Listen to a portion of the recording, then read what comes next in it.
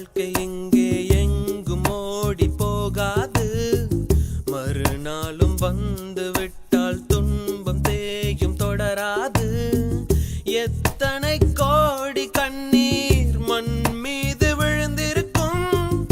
அத்தனை கண்ட பின்னும் பூமி இங்கு பூ பூக்கும்.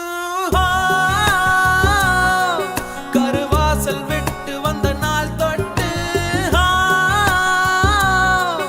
ஒரு வாசல் தேடிய விளையாட்டு. கண் திறந்து பார்த்தால் பல கூத்து. கண் மூடிக்கொண்டால்